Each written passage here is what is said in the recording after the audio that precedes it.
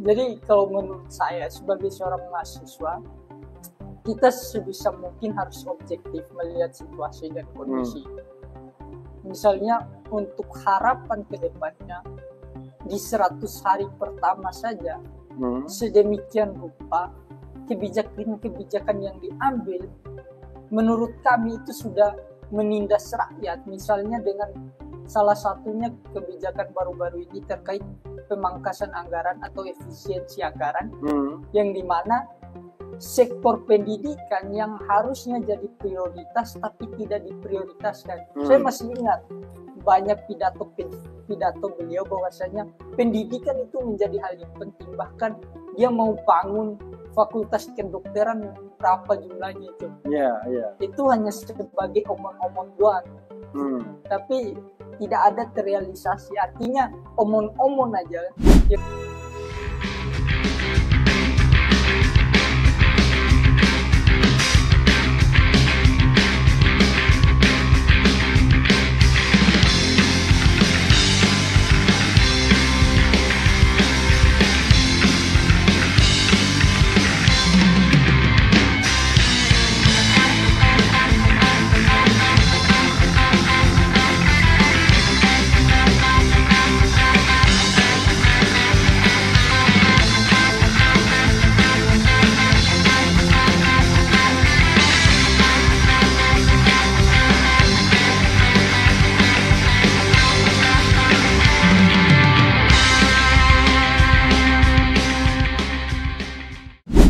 Assalamualaikum warahmatullahi wabarakatuh, sobat RH sekalian.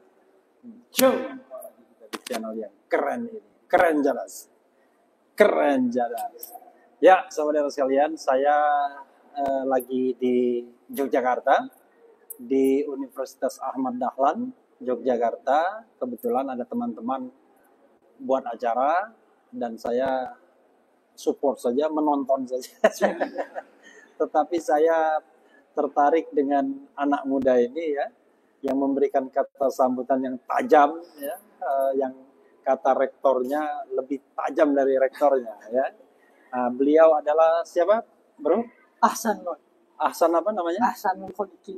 Ahsanul Kholikin ya, Putra Bima, Nusa Tenggara Barat, dan sekarang menjabat sebagai Ketua Dewan Perwakilan Mahasiswa, which is itu seperti apa?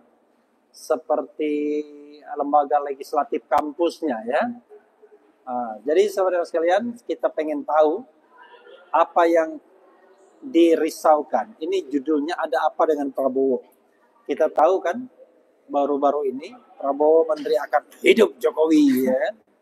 Prabowo juga mengatakan endasmu. Prabowo mengatakan ada upaya memisahkan saya dan Jokowi, dan kemudian banyak reaksi masyarakat. Nah, Anda sebagai mahasiswa, yes, objektif mungkin tentunya, melihat fenomena Jokowi, Prabowo, Gibran, apa yang Anda pikirkan dan apa yang Anda ingin katakan? Silakan. Oke, yang pertama, kalau kita lihat kondisi saat ini, kondisi negara saat ini, kita sebagai mahasiswa sangat prihatin. Itu yang pertama. Karena apa? Karena sebagai seorang presiden, Prabowo seharusnya dia adalah pemegang kekuasaan tertinggi, bukan malah tunduk ataupun patuh dengan presiden-presiden sebelumnya. Dia seharusnya memiliki gagasan tersendiri dari pikirannya sendiri, dan merdeka harus sejak dalam pikiran memang, bukan dikendalikan oleh orang lain, apalagi dikendalikan oleh Jokowi. Yang jelas-jelas kalau kita lihat track recordnya selama 10 tahun, Jokowi tidak pernah berupaya mengembangkan ataupun membangun bangsa ini lebih baik untuk kedepannya. Misalnya saja banyak problem yang terjadi 10 tahun di era Jokowi, mulai dari itu problem sosial, problem pendidikan, problem kesehatan, politik, hukum bahkan. Mulai dari perampasan tanah, misalnya perampasan lahan, pembabatan hutan, misalnya kasus food estate yang dimana hutan dibabat habis, pada akhirnya tidak ada hasilnya untuk rakyat itu sendiri. Kemudian di Wadas, kemudian di Rempang, dan lain sebagainya. Kemudian yang terakhir, dia berupaya melanggengkan dinastinya, yaitu dinastinya Jokowi, dengan memajukan anaknya sebagai wakil presiden, dengan melangkahi ataupun mengangkangi konstitusi.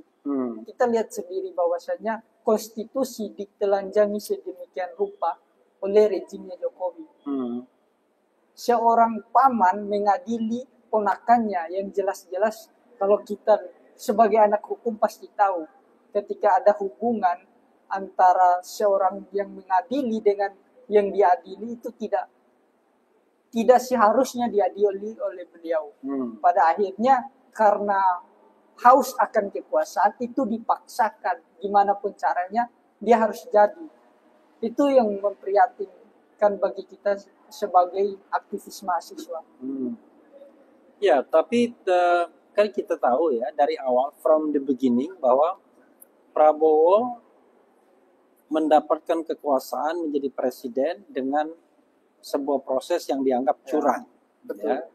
Saya harus mengatakan karena saya waktu itu maju sebagai lawyer dari pasangan 01 ya. Jadi biar tidak ada dusta di antara kita kan.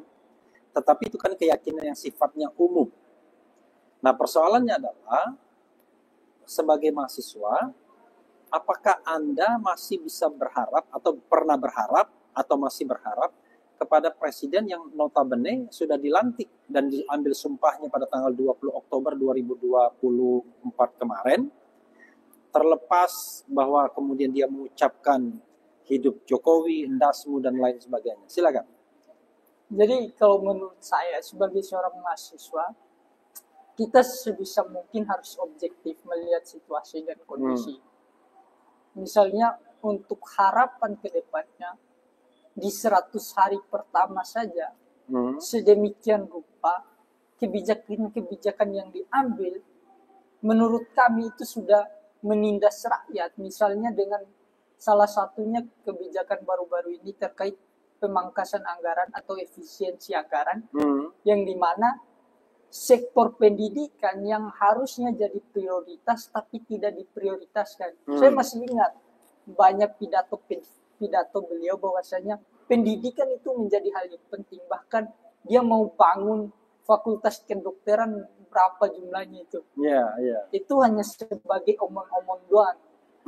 Tapi tidak ada terrealisasi. Artinya omong-omong aja yang dilakukan oleh beliau. Nah, itu yang membuat kami kecewa sebagai mahasiswa. Seharusnya pemimpin ataupun presiden, dia harus menunjukkan sikap konsistensi apa yang diucapkan dan apa yang harus diperbuat. Itu bukti kepemimpinan ketika kita belajar tentang teori kepemimpinan.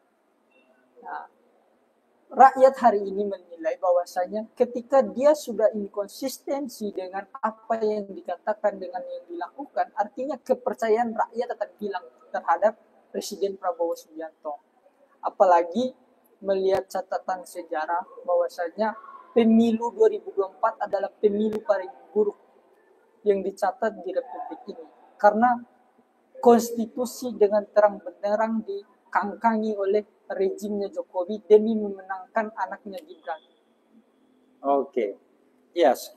Pertanyaan kritikalnya sekali lagi, apakah Anda masih berharap dengan Prabowo untuk membereskan segala persoalan bangsa ini termasuk peninggalan yang diwariskan oleh Jokowi?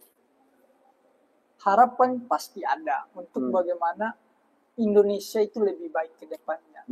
Tapi saya sedikit skeptis ketika Prabowo tidak berani menyatakan sikap bahwasanya dia bisa berdiri sendiri tanpa dibayang-bayangi oleh orang lain, tanpa harus tunduk sama perintah orang lain. Saya sangat salut dengan Prabowo misalnya tahun 2014, 19, dia masih seperti macan gitu.